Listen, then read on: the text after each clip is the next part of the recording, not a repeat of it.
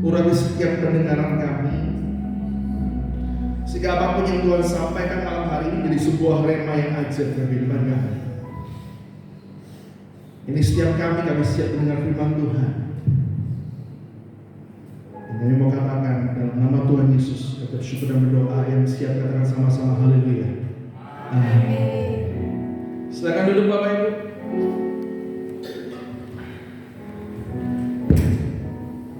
Shalom. Shalom. Siapa yang percaya kita punya Tuhan yang baik? Oke. Bapak Ibu, kalau Anda percaya Anda punya Tuhan yang baik, meskipun dalam kondisi apapun selalu ada tersenyum di wajah kita. Setuju? Setuju? Coba tengok kanan kirinya, ada senyum nggak di wajahnya?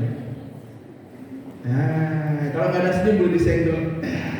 Kamu cantik loh hari ini, kamu ganteng loh. Sorry. Coba Kak ngomong sama kanan kiri, muka kanan. Kamu cantik, kamu ganteng. Sorry.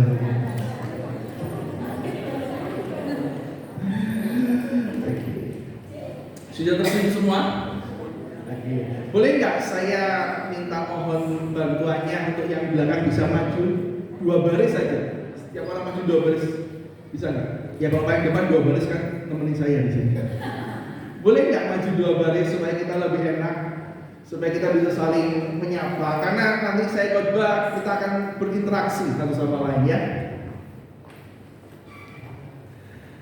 Oke, biar saya perkenalkan diri dulu, gitu ya. Terakhir saya tempat ini tahun lalu kan nggak salah. Nama saya Pastor Johan, panggil aja Pastor Johan. Saya mengembalakan dan hari ini saya bersama adik-adik saya rohani 2 orang, gitu ya. Seberapa banyak yang siap dengan firman Tuhan? Seberapa banyak yang siap dengan firman Tuhan? Oke, Bapak Ibu, saya ada PowerPoint. Nah, ini adalah seri dari khotbah saya. Jadi kalau saya khotbah biasanya seri. Dan di awal tahun saya selesai membahas kitab Nehemia. Siapa yang pernah baca kitab Nehemia? Orang? Nggak ada? Ada ya? So, Anda tahu siapa Nehemia? Siapa Nehemia? Siapa? Siapa? Bukan. Nehemia bukan nabi, Bapak Ibu. Nah, kita sama belajar. Saya tidak akan jelaskan karena ini adalah bagian ke-4 atau ke-5 dari seri khotbah saya. Jadi saya tidak akan jelaskan seluruhnya dari kitab Nehemia. Nanti kalau ada waktu kita bisa sharing, gitu ya. Karena ada banyak hal yang luar biasa yang terjadi dalam Nehemia. Nehemia ini bukan nabi. Nehemia ini seorang bahkan tidak punya latar belakang siapapun. Kalau Anda baca di Nehemia 1 pasal pertama itu nggak dikatakan Nehemia itu keturunan imam, Nehemia keturunan nabi. No, Nehemia itu orang biasa, gitu ya. Bahkan silsilahnya nggak terkenal. Di atas atasnya itu bapaknya nggak ada yang terkenal. Jadi ini orang biasa yang dipilih Tuhan.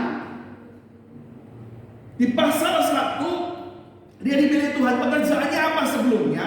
Bapak Ibu, pekerjaannya adalah juru minuman Raja Persia. So bukan nabi, dia pekerja profesional biasa. Hari ini siapa yang bekerja? Oke. So seperti kita mungkin bukan anak siapa-siapa. Ya kita anak papa mama kita pasti. Gitu ya. Tapi kita nggak punya keturunan darah biru mungkin. Kita bukan keturunan orang-orang terkenal mungkin. Tapi dari cerita Nehemia nanti Anda akan belajar bahwa Nehemia pun yang bukan siapa-siapa bisa dipakai Tuhan dengan luar biasa. Amin. Nanti di pasal 1 Anda baca bahwa ternyata Tuhan pilih Nehemia. Gitu ya. Nehemia dapat sebuah vision, dapat sebuah mandat di hatinya itu bergelora untuk membangun kembali tembok Yerusalem yang sudah hancur. Nehemia ini adalah orang buangan, orang Israel yang ditawan, yang dibuang ke Babel lalu dilanjutkan oleh Persia. Singkat cerita, saya nggak akan cerita panjang lebar Nehemia, itu bagian pertama. Singkat cerita gini.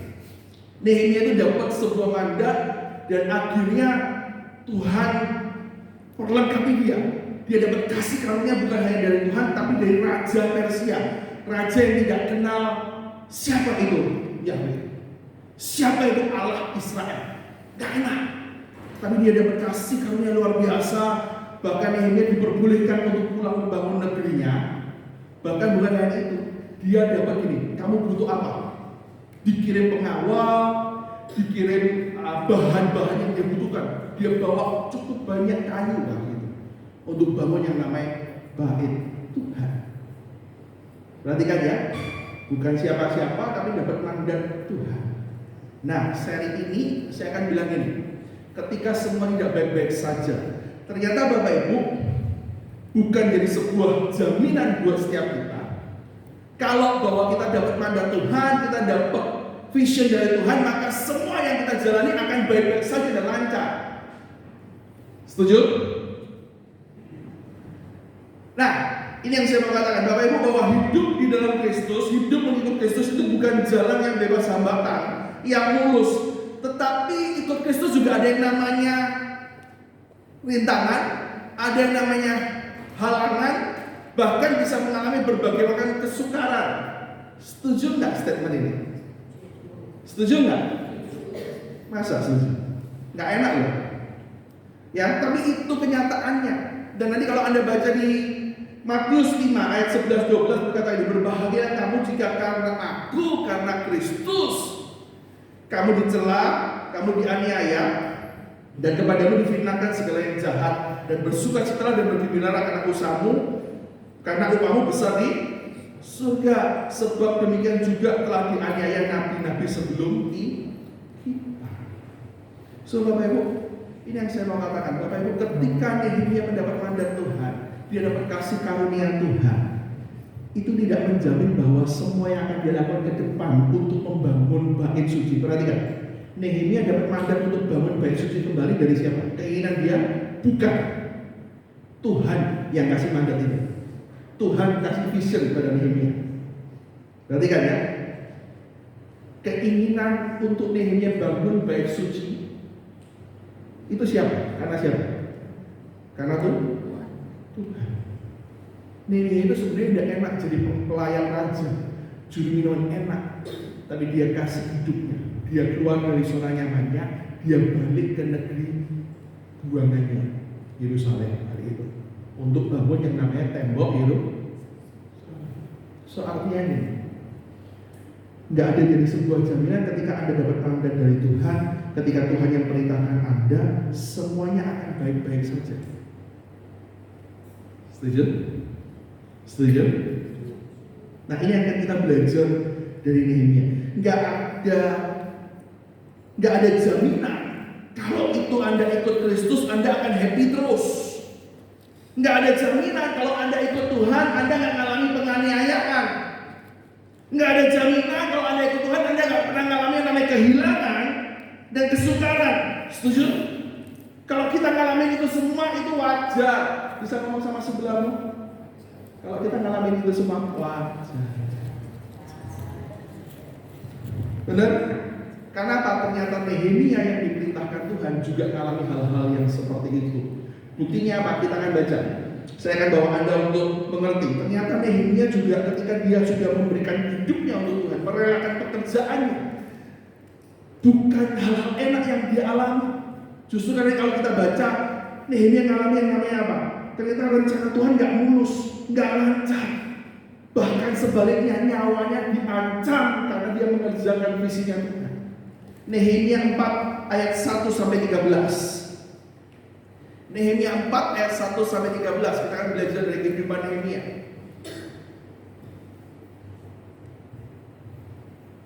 Oke, saya sudah tuliskan di sini. Kalau Anda buka Alkitab sendiri boleh. Kalau Anda mau baca di depan juga boleh. Nah, Nehemia 4 bercerita lagi. Ketika Sanballat mendengar bahwa kami itu Nehemia dan orang-orangnya sedang membangun kembali tembok, bangkitlah amarahnya. Amarah siapa? Amarah Sanballat. Sanballat ini orang yang gak suka dengan kota Yerusalem temboknya yang dibangun kembali. Gitu ya. Bahasa sekarang Sanballat ini Mary. Anda tahu Mary? Tahu Mary? Bukan ini.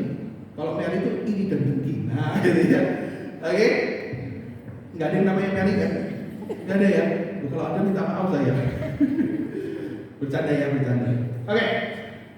Dan dia sangat sakit hati. Dia mengolok-olokkan orang Yahudi. dan berkata di hadapan saudara-saudaranya dan tentara Samaria, apa gunanya, apa gerangan yang dilakukan orang-orang Yahudi yang lemah ini? Perhatikan, dienyek, lemah.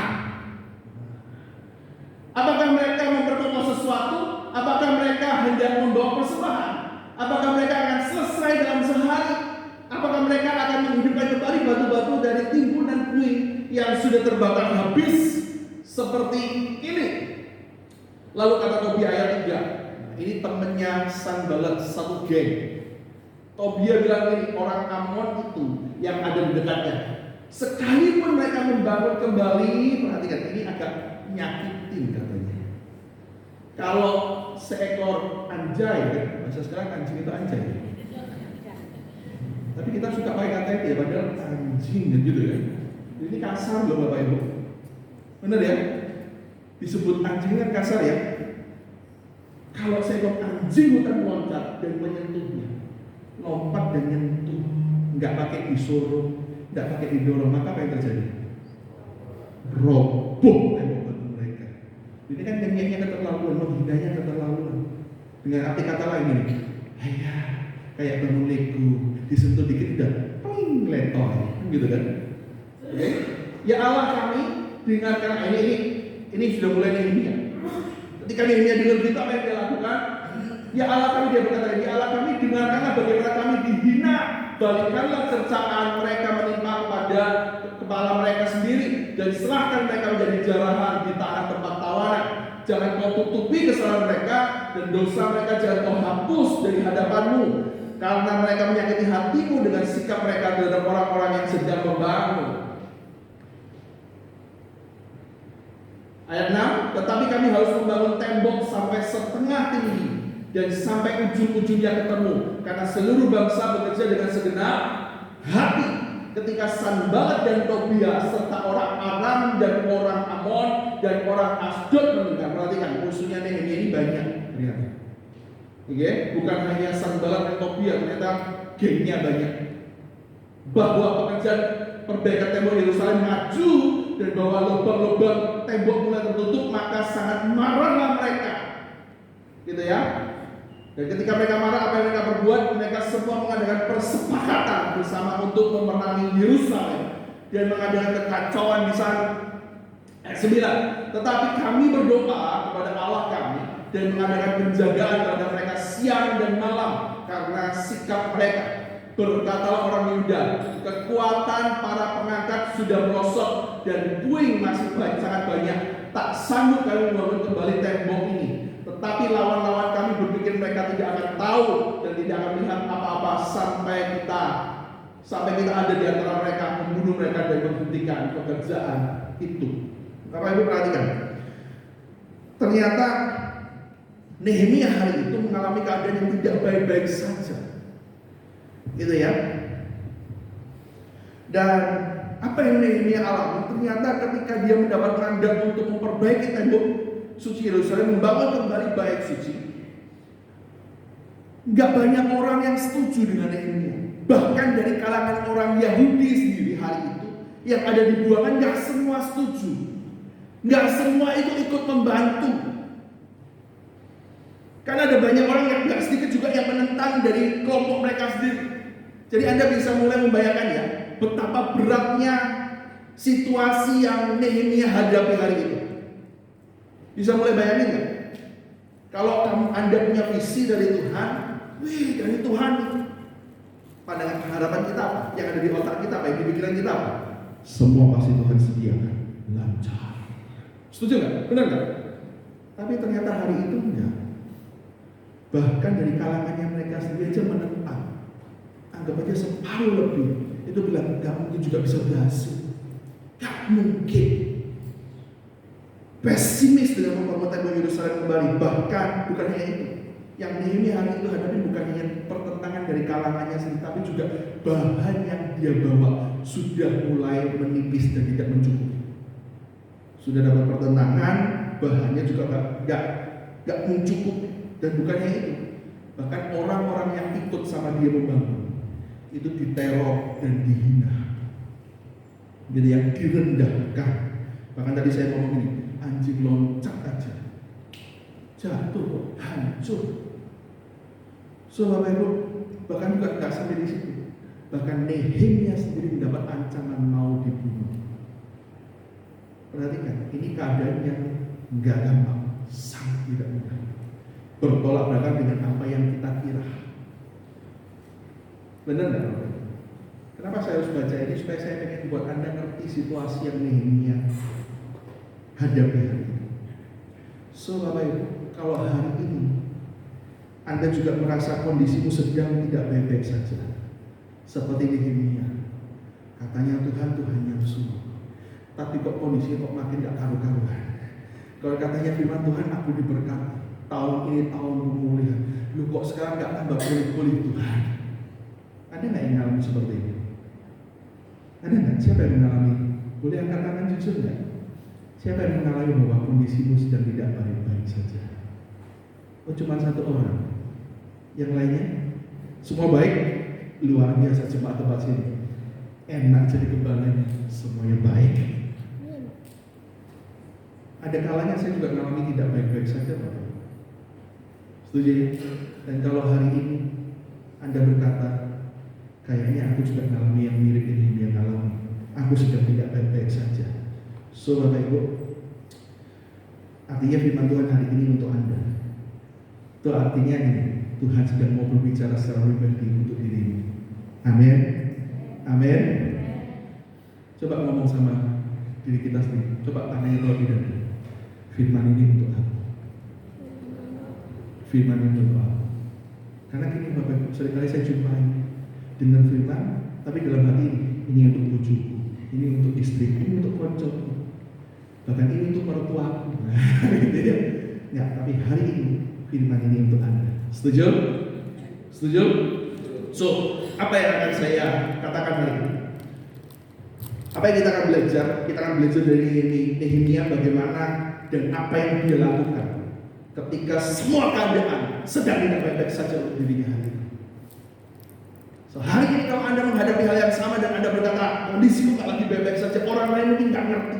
Mungkin aku di sini bisa ketawa-ketawa, tapi hatiku kamu nggak tahu, menderita, sakit, lagi nggak baik-baik saja. Mari belajar dari Nehemia. Amin.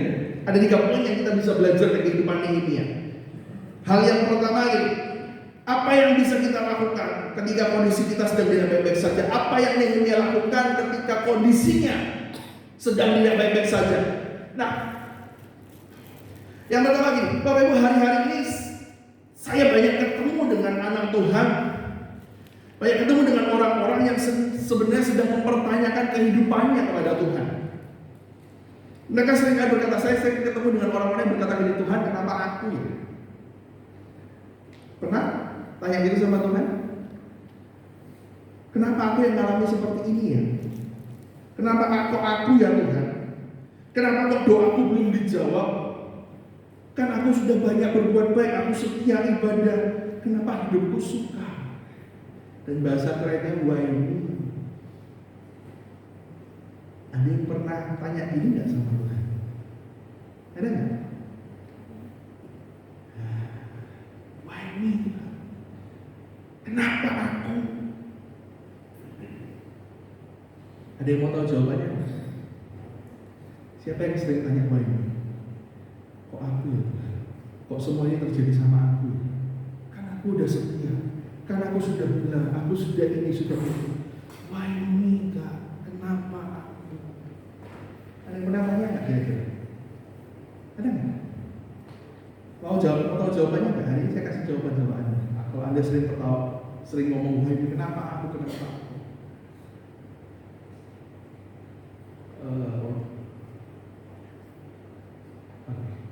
Nah jawabannya ini, siapa kamu? Buat Anda yang sering tanya why me, kenapa harus aku? Dan Tuhan akan jawab Anda, siapa kamu? Doanya yang selalu harus dijawab. Bahasa Jakarta ini gini, siapa lu? Iya kan? Yang gak boleh mengalami hal-hal yang gak enak dalam hidup. Siapa kamu? Kok harus sukses selalu? Siapa Anda? yang harus mengalami semuanya indah, semua doa harus dijawab. Kalau para nabi dan para rasul bisa mengalami penganiayaan, kenapa kita tidak boleh mengalami hal yang enak? Kalau Yesus kita juga bisa menderita, siapa kita yang nggak bisa mengalami hal-hal yang kurang baik? Tuhan lagi jawab gini, why not? Kalau Anda tanya why me, Tuhan akan jawab why not? Kenapa sesuatu? Atau mulai gini, aduh aku ketabrak ini. Bapak Ibu, seringkali kita lupa siapa kita. Seringkali kita lupa posisi kita. Dan saya mau berkata gini, perhatikan, kesetiaanmu itu bukan alat sogok supaya Tuhan membuat semuanya baik-baik saja. Setuju? Setuju? Hal pertama yang Nehemia lakukan ini, dia nggak pernah ini, why me God? Kenapa aku Tuhan yang nggak enak? Kenapa harus aku yang ngalamin ini? Tapi Bapak Ibu, Tuhan mau bilang ini, kesadaran akan siapa kita akan membuat kita mengerti bahwa kenapa aku yang harus mengalami. Itu kan ada yang berkata gini, jadi why not? Kenapa nggak boleh? Setuju? Setuju? Kalau saya boleh tanya, Anda siapa sebenarnya di hadapan Tuhan? Siapa Anda di hadapan Tuhan? Siapa? Siapa? Siapa? Ada yang ngomong anak. Kalau kita ngerasa anak terus, makanya kita ngomel itu, oh aku Tuhan. Nah gitu kan, aku anak. Anak kan mesti sayang, tapi Anda lupa. Ada status lagi yang Tuhan mau. Kita hamba. Kalau yang namanya hamba itu berhak nggak dapat perlakuan yang enak. Kita berkata hamba itu slave, budak. Setuju? Budak itu nggak punya hak. Setuju Bapak Ibu? Setuju? Kalau hamba itu artinya nggak punya apa yang kita miliki semua punyanya. Tapi ngomong hambanya enak. Tapi ketika sesuatu diperlakukan yang enak, kita bisa tetap terima.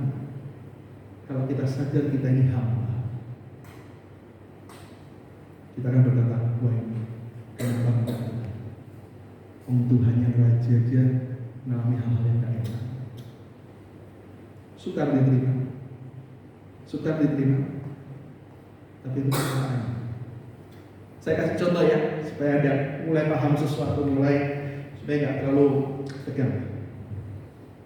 Saya di sini kenalnya cuma Coach Stephen. Anda kenal Coach Stephen? Kenal baik?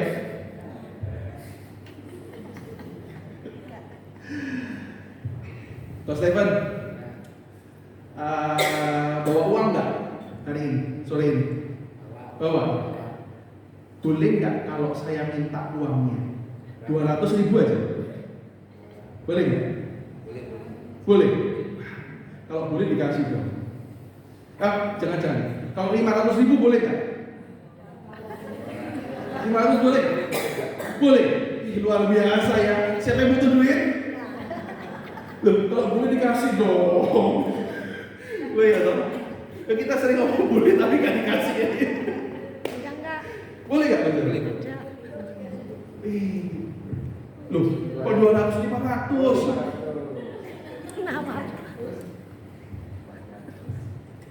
Wih, luar biasa. Uangnya di dompet. Mas Evan kesini naik apa? Naik motor. Boleh nggak saya minta motornya, kasih kuncinya ke saya? Boleh nggak? Wah, pulang jalan ini. Ya kalau jalan. Grab ya, lebih masuk akal Grab. Boleh nggak Mas Evan? Boleh. Mas Evan terkenal dermawan sekali ya. Boleh ya kalau diambil balik ya? Saya ambil semua loh. Apanya? Enggak, BPKB. Tadi kan nggak mau BPKB hari ini. Wih, ada yang mau? Dermawan sekali ya. Biasanya Coach Stephen dermawan juga nggak? Iya. Pasti ya. Iya. Saya kenal Coach Stephen dermawan sekali. Bapak Ibu tahu nggak kenapa Coach Stephen dengan rela kasih ini semua ke saya? Percaya. Oh, kita ketemu jalan-jalan ya, Coach Stephen ya. Percaya. Tahu nggak kenapa? Ini duit sungguhan loh Bapak Ibu, bukan kertas, bukan mainan. Ini kunci motor sungguhan ini. Dan saya nggak akan balikin ke pulang, sungguhan loh saya. Serius saya kantongin ini sekarang. Nggak akan saya balikin. Bapak Ibu tahu nggak kenapa Coach Stephen dengan rela kasih ke saya? Sungkan. Sungkan. Masalah duit ada sungkan orang. Saya kasih tahu ya. Karena tadi sebelum khotbah, saya titip ini semua ke dia. Ini punya saya. Paham sesuatu nggak? Paham sesuatu nggak? Bapak Ibu yang punya hidupmu siapa? Yang buat Anda sampai ke titik ini hari ini siapa? So, kalau Tuhan minta sesuatu dari hidupmu, kenapa tidak boleh? Nggak sesuatu? Ada sesuatu? Saya bisa ngomong hidup saya punya Tuhan sampai ke titik hari ini. Dulu mungkin 10 tahun lalu kondisi saya nggak sebaik ini. Kalau hari ini bisa seperti itu, yes. Tuhan tolong saya. Setuju? Tapi pertanyaannya kalau Tuhan lagi minta sesuatu sama hidup kamu, Anda mau kasih rela? Bukannya kondisi-kondisi nggak enak itu ada sesuatu yang lagi Tuhan minta dalam hidup. So why Anda nggak rela?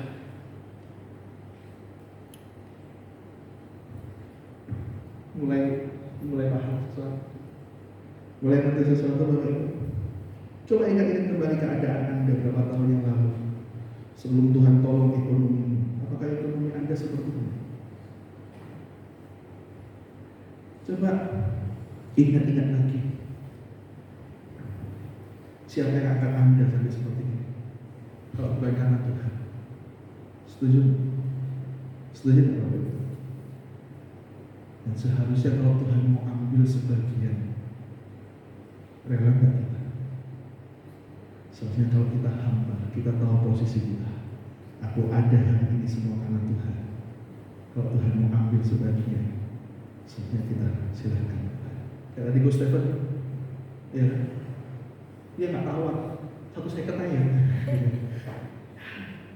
karena dia tahu dari awal pemiliknya siapa. Pemilik apa yang kita punya siapa? Setuju? Setuju? Makanya Ayub 1 ayat 21 bagian B berkata gini, Tuhan yang memberi, Tuhan yang berhak mengambil. Terpujilah nama Tuhan. Bapak Ibu, Anda sering jadi Ayub atau sering jadi istrinya Ayub? Kalau tadi kan Ayub bilang loh, siapa yang memberi, Tuhan yang memberi, Tuhan yang mengambil. Kalau istrinya apa? Ngutuk. Ketika kondisi lagi nggak enak, yang Anda lakukan apa? Kayak Ayub atau kayak istrinya? Ngomel, wahmi, ngutukin, tahu gini enggak?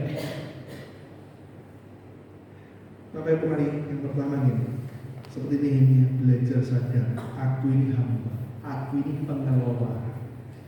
Apapun yang aku punya hari ini itu sebuah titipan. Amin. Kesuksesan itu titipannya Tuhan. Keluarga itu titipannya Tuhan. Harta itu titipannya Tuhan. Bahkan hidup kita itu juga titipannya Tuhan. Amin. Amin. Dan seandainya Tuhan mau ambil itu, maka belajar bersyukur, belajar terima. Amin, Bapak. Kalau doamu belum dijawab sampai hari ini, apa yang Anda lakukan? It's okay Tuhan, nggak apa-apa. Benar? Kalau belum dapat kerjaan sampai hari ini gimana? Nggak apa-apa, it's okay. Kalau belum dapat jodoh sampai hari ini gimana?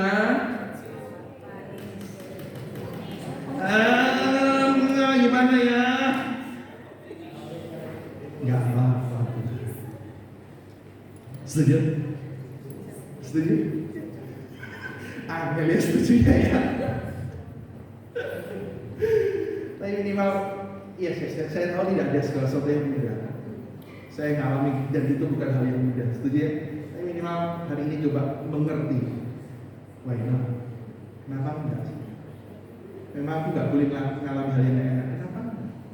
Ikut Tuhan tidak selalu jalannya rata, selalu lurus. Terkadang memang kita diizinkan untuk mengalami beberapa hal. Amin. Setuju? Oke, cara yang kedua. Yang pertama, siapa kamu sih tahu posisi kita? Nah, yang kedua, ini lagi Ayub. Nah, yang kedua, cara Nehemia ketika segala sesuatu nggak baik-baik saja dalam hidupnya, maka Nehemia berkata gini, aku akan menghadapkan realita itu kepada Tuhan. Perhatikan, yang kedua adalah caranya Tuhan vs realita. Lihat cara Nehemia ketika dia diancam, maka apa yang dia lakukan? Dia berdoa kepada Tuhan. Dia hadapkan semua itu kepada Tuhan. Nggak muter-muter. Nah, di ayat 4 nanti lihat. Ketika dia diancam gitu ya sama Sanballat dan Tobia. Lalu dia berkata gini, ya Tuhan Allah, kami dengar karena bagaimana kami dihina. Balikkan semuanya kepada mereka. Bapak Ibu, apa yang Nehemia lakukan? Dia jujur, dia nggak muter-muter. Gitu ya, dia nggak berusaha membaik-baikkan diri. Oh nggak apa-apa kok semuanya akan baik-baik saja. Nah, yang Nehemia lakukan dia jujur apa adanya, karena dia tahu dia nggak sanggup. So masalah ini harus dihadapkan dengan Tuhan dan biar Tuhan yang berhadapan langsung dengan masalah kita. Gak usah ditutupi kondisimu. Kalau jengkel ya ngomong jengkel, kalau sakit hati ya ngomong sakit hati. Kalau marah ya bilang marah sama Tuhan. Jangan disangkal, jangan dibaik-baiki. Orang Kristen suka menyangkal, denial. Tahu denial? Suka denial, suka gini. Oh nggak apa-apa kalau Tuhan, padahal hatimu sakit. Bapak Ibu, ketika kamu ngomong nggak apa-apa, Tuhan ngerti nggak kalau hatimu sakit? Ngerti nggak? So kalau Anda tahu Tuhan tahu semuanya, kenapa kita harus menyangkal? Saya selalu ngajarin ke adik-adik saya sendiri. Kalau memang hatimu jengkel, ngomong sama Tuhan, Tuhan, aku dihina, sakit hatiku. Tuhan ngerti. It's better karena kamu menemukan. Kenapa? Karena ketika saat itu Anda menghadapkan Tuhan kepada masalahmu sedang langsung. Anda nggak lagi baik-baik, nggak apa-apa kok, tak ampuni Tuhan. Prayer. Jika Anda dihina bisa ngampuni langsung. Oh tak berkati Tuhan. Maaf ya. Prayer. Jujur ya, benar ya. Jika kamu disakiti, ditusuk dari belakang, dihianati, bisa langsung ngampuni nggak? Tapi kalau Anda lakukan ini, aku hadapkan semua ke Tuhan. Biar Tuhan yang berperan buat aku. Sakit buat Tuhan, nyelekit buat Tuhan, nggak kuat. Setuju Bapak? Hadapkan realitanya kepada Tuhan. Biar Tuhan yang berperan, bukan kita yang PS realita. Kalau Anda masih merasa mampu, kalau Anda masih merasa bisa, maka kamu akan cenderung memakai kekuatanmu sendiri. Setuju? Contoh, saya kasih contoh supaya Anda enak. Kalau Anda nggak, siapa yang di sini kerja punya toko dan punya kewajiban untuk bayar ke pabrik? Ada nggak? Ada nggak? Kalau Anda lagi nggak bisa bayar ke pabrik dan hari-hari ini nggak mudah ya, ekonomi kita sedang tidak baik-baik saja. Setuju ya? Nggak kayak 2-3 tahun lalu ya. Setuju ya? Nah, artinya bukan hanya saya yang ngalamin kan? Semua kita ngalamin. Lalu ada doanya sama Tuhan gimana? Oh Tuhan pasti berkati. Seperti itu. Kalau saya belum memilih berdoa seperti ini. Tuhan, hari ini aku sebagai pabrik. Aku percaya Tuhan yang sanggup. Meskipun belum ada yang begini. Saya berusaha jujur di dalam Tuhan. Setuju? Sama Tuhan nggak perlu pakai tiding aling-aling. Dia ngerti kok. Bener? Kayak sama anak kita yang punya anak. Oh papa ganteng, baik-baik saja semua. Kita kan lebih senang kalau anak kita jujur. Apa adanya. Setuju nggak? Setuju nggak Bapak? Yes. Kalau anak yang belum doa, aku percaya ngomong Tuhan aku belum ada bekerja. Tuhan tunjukin yang tepatnya. Nggak berusaha membaik-baikkan diri, nggak perlu disangkal keadaannya. Kalau yang belum dapat jodoh, Tuhan aku usia ya, pengen dapat pasangan, pilih aku yang tepat ya. Itu kan lebih mudah, lebih enak. Halo? Setuju Bapak Ibu? Tuhan, jobku lagi sepi. Kalau ada peluang baru, tunjukin di mana ya Tuhan. Bapak Ibu, kalau saya dengan Tuhan sudah apa adanya. Kalau saya bilang gini, saya lagi disakiti, saya sakit hati, saya bilang, Tuhan hatiku sakit sama orang itu. Tapi nggak berhenti di situ, saya bilang gini, aku tahu kondisi ini nggak boleh. Bantu pulihkan aku, maafkan dia. Saya nggak ngomong gini, berkati dia Tuhan. Doa tak dalam dari hatimu Bapak Ibu. Itu cuma dari ingin kamu belajar, setuju nggak? Tuhan mau yang belajar apa adanya dengan Tuhan. Ketika ada apa adanya, artinya gini, Anda sedang menghadapkan Tuhan pada realita, bukan kamu yang berhadapan. Amin. Amin. Maaf ya, saya pakai bahasa sehari-hari ya, supaya Anda paham ya. Oke. Mungkin ada kata-kata yang, aduh kok gak enak, tapi kadang-kadang itu yang Anda alami. Setuju ya? Hadapkan Tuhan dengan realita, bukan Anda yang berusaha kuat di hadapan realita. Kalau Anda masih berusaha kuat, aku bisa, aku mampu. Lama-lama Anda pikirin sendiri dan stres sendiri. Bukan Tuhan yang berperan.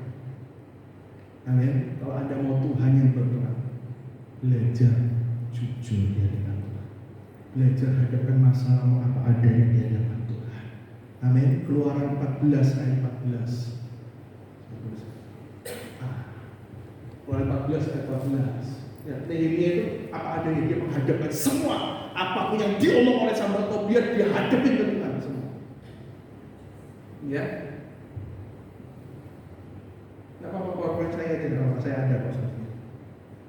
Saya tulis Keluaran 14 ayat 14 berkata gini, Tuhan yang akan berperang ganti engkau dan engkau akan diam saja.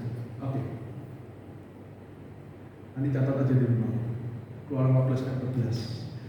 Kalau ada yang menghadapkan Tuhan dengan realitamu, maka Tuhan yang berperang dan engkau akan diam saja. Artinya apa? Tuhan akan pakai caranya Tuhan, dan kita urusi apa yang kita bisa kerjakan hari itu. Setuju?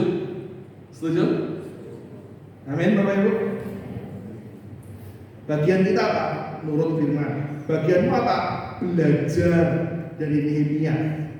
Bangun yang namanya hubungan. Ada banyak hal. Setuju? Kalau Anda hari ini belum dapat terima kerja, bagianmu apa?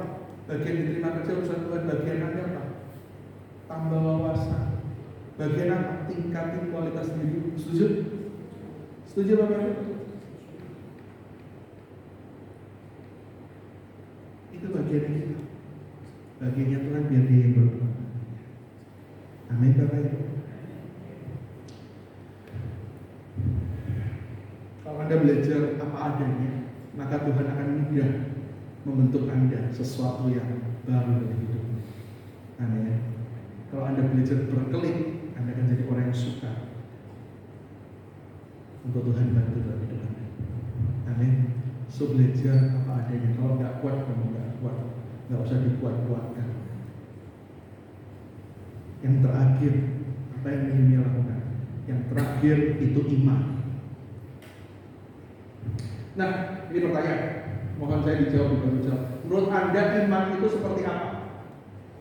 Bagaimana kira-kira Anda menggambarkan iman? Ada yang bisa bantu saya nggak menjawab sesuatu? Iman itu kayak apa sih menurut Bapak Ibu? Iman itu abstrak, ya abstraknya kayak gimana maksudnya ya? Karena hari-hari ini seringkali orang itu ngomong gampang, tapi kadang-kadang dia juga nggak bisa menggambarkan. So kalau Anda nggak bisa menggambarkan, maka akan susah melakukannya. Setuju ya? Untuk Anda bisa melakukannya, Anda harus bisa menggambarkan dulu, mendefinisikan dulu. Kalau Anda bisa mendefinisikannya, maka akan mudah Anda untuk melakukan apa yang Anda gambarkan. Dan menurut Anda iman itu seperti apa? Yang simpel aja, yang mudah. Boleh? Ada yang bantu saya? Percaya meskipun sebelum percaya meski tak melihat gitu ya, gampangnya gitu ya. Oke. Ya percaya tak melihat itu kayak gimana? Kasih contoh boleh nggak? Belum melihat. Contoh-contoh, kasih contoh ya. Ini sebenarnya paling gampang adalah Ibrani 11 ayat 1, benar ya? Jelas bahwa iman itu adalah dasar dan bukti dari apa yang kamu percayai. Kan Ibrani 11 ayat 1 berkata gitu. Benar ya? Iman itu simpelnya gini, dasar dan bukti dari apa yang kamu percayai. So artinya saya bisa berkata gini, iman itu aktif, iman itu gak diam saja, tapi iman itu bergerak sesuai firman Tuhan. Kalau Anda beriman bukan berarti Anda duduk aja, diam aja, dan Anda percaya Tuhan pasti lakukan. No, itu bukan beriman. Iman itu aktif, ada dasar, ada bukti. Ibrani 11. Setuju ya? Apa ya Ibrani 11 ayat pertama? Simpelnya iman itu ada dasarnya apa Anda percaya. Lalu buktinya apa kamu beriman.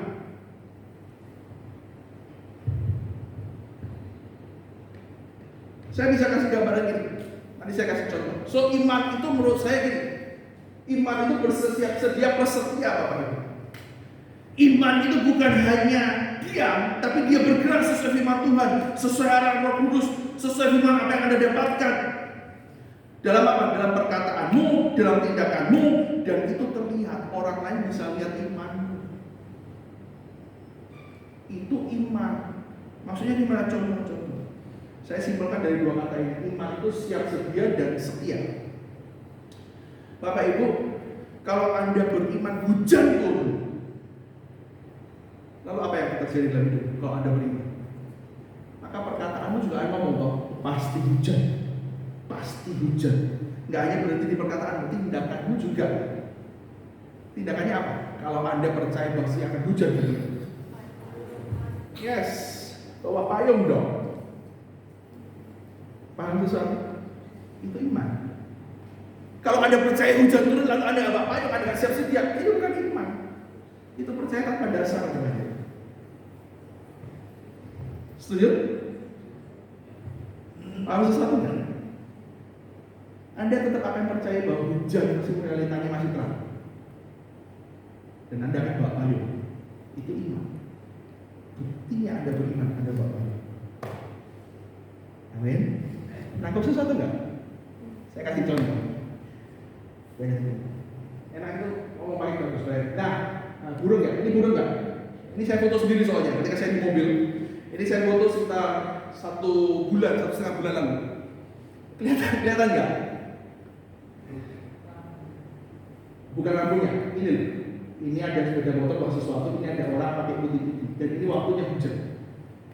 Pernah lihat nggak orang jualan jas yang putih-putih, kayak pakainya dokter, kayak APD? Pernah tahu nggak? Nah, saya setiap hari lewat depan perempatannya kalau ke kanan Suramadu, kiri ada masjid yang besar. Nah ini saya foto di sini. Gitu ya. Dan saya beberapa kali lihat orang itu jual jas hujan. Dan Bapak Ibu, hari itu ketika saya foto ini, itu Surabaya itu panas. 1 minggu lebih nggak ada hujan. Gitu ya. Dan pagi itu saya masih ingat, itu jam 9. Saya mau antar istri saya ke toko.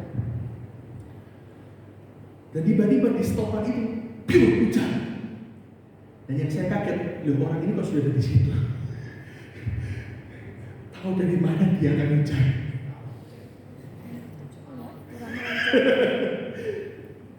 Nangkep sesuatu nih? Nangkep sesuatu nih? Akan jadi mubazir kalau bilang gini, lo hujan, tak pesan Shopee deh. Udah telat, Shopee datangnya 2 hari lagi, hujan belum ketemu hujan lagi. Paham sesuatu ya? Soalnya gimana? Supaya jualan laku, dia punya iman. Lah hujan. Bener, tapi kan gak ada ngomong. Dia pasti cek perakiraan cuaca. Hujan nggak ya? Hujan nggak ya? Dan mungkin dalam bayangan saya, orang ini dia tahu mungkin, oh Surabaya akan hujan. Dia mulai pagi sudah nungguin kapan hujannya. Sambil jas hujannya udah siap, dia tungguin begitu langsung mau hujan, dia naikin ke motornya, dia langsung gas ke perempatan, dia langsung jualan. Nah, kalau sesuatu beriman. Yes, itu katanya itu yang namanya iman. Halo? Paham? Nangkap kebenarannya? Wow. Apa yang Anda imani hari ini? Apa yang lagi Anda doakan hari ini?